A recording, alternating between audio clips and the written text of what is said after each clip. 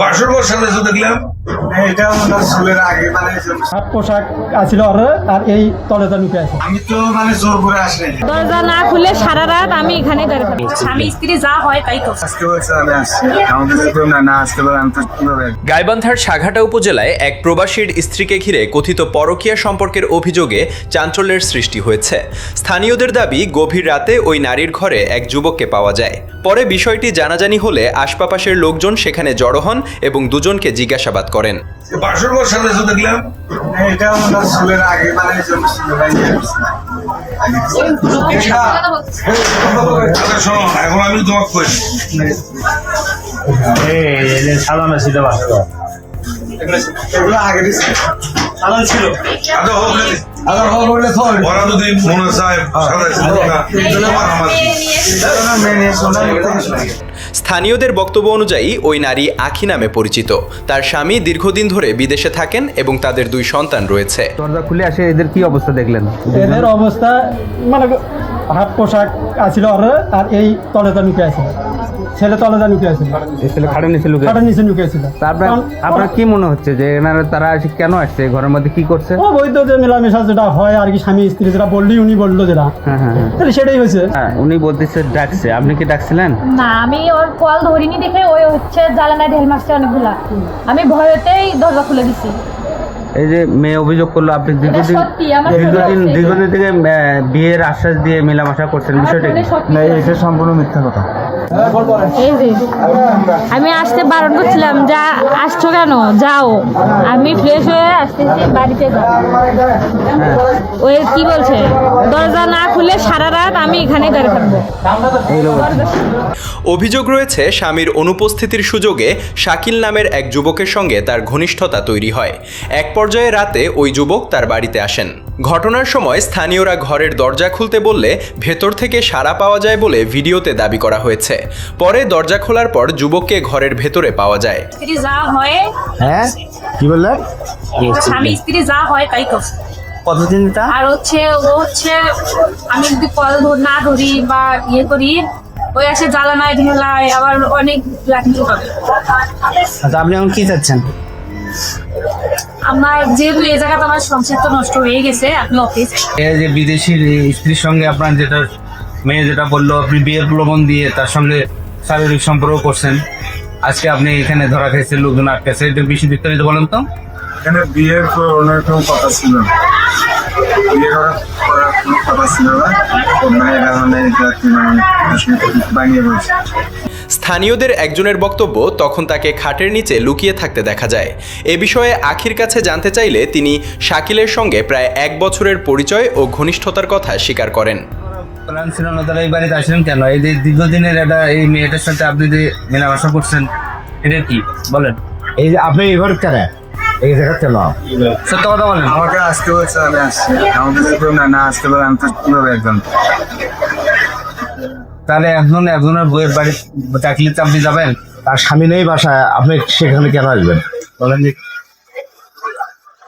ডাকলে তো আসলে সত্য কথা বলেন। আপনি একটা ছেলে গেছে তো একটা মেয়ে মানে আর কি মানে ডাকে সে ছেলেটাকে যাবে না মানে আচ্ছা, উনি বলতেছে ডাকছে, আপনি কি ডাকছিলেন? না, আমি ওর কল ধরিনি দেখে ওই হচ্ছে জ্বালানায় ঢেল মারছে অনেকগুলা।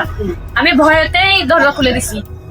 এই যে মেয়ে অভিযোগ করলো আপনি এটা সত্যি, আমার ফোনে আছে। দীর্ঘদিন থেকে বিয়ের আশ্বাস দিয়ে মেলামেশা করছেন, আমার বিষয়টা ফোনে সব কিছু আছে। এটা সম্পূর্ণ মিথ্যা কথা। আমার ফোনে আছে তো সবকিছু। ফোনটা কোথায়? বের করে নাও না, আমার যে কখনো আসো কখনো যাও। তার দাবি, শাকিল তাকে বিয়ের আশ্বাস দিয়ে দীর্ঘদিন ধরে সম্পর্ক বজায় রেখেছেন। তবে শাকিল এই অভিযোগ অস্বীকার করেন। তার বক্তব্য, বিয়ের কোনো প্রতিশ্রুতি তিনি দেননি। শাকিল আরও দাবি করেন, আখি তাকে বিভিন্ন সময় বাড়িতে ডাকতেন। এখন মেয়ের যে স্টেটমেন্ট, মেয়ের যে ভাষ্য, মেয়ে তো বলে নাই যে তার সাথে আমার ভালো সম্পর্ক বা তো তাই আমার বন্ধু, তাই আমার ভাই, এটা তো বলেনি। তার সাথে কেমন খারাপ সম্পর্ক হয়নি, এটা তো মেয়ে বলেনি। মেয়ে কিন্তু বললো যে তুমি তার ডিস্টার্ব করো, প্রায় উপাকে দরজা না খুললে হুতি করো, ঢালাঢালি করো, এটা কিন্তু বলছে। সেই ক্ষেত্রে এখন মেয়ে তো এখন এত কিছু হওয়ার পরে এই মেয়েটা কোথায় যাবে? এই সংসার একে কোথায় যাবে? এখন তো তোমার সাথে না দেখলে তো তার সমস্যা, অত মুখ দেখা যাবে সমাজকে। ঠিক কিনা? এখন বাবা যারাই ভুল করছেন ভালোবাসা বিয়ে শাদী তো করে লিখবে, তাই না? এই গেটে লাগে না এখন, এই গেট ধরে তুমি তাকে এখন বিয়ে শাদী করা লিখবে নাকি? হ্যাঁ? বিয়ে শাদী করবে না? তাহলে অবৈধ সম্পর্কে জানা যাচ্ছে না, বিয়ে শাদী যদি না করো তাহলে তো তোমাকে ওকে মামলা দিয়ে তোমাকে পুলিশে দিবে, সেটা ভালো হবে নাকি? আমি তো মানে জোর করে আসিনি। যেভাবে আসছিস তো এই শোনো, আমি না কই তোমার শোনো, তুমি করলে কিন্তু আমি তো আসিনি। পাগল, তোমার সেদিনও তার ডাকে তিনি সেখানে গিয়েছিলেন বলে জানান।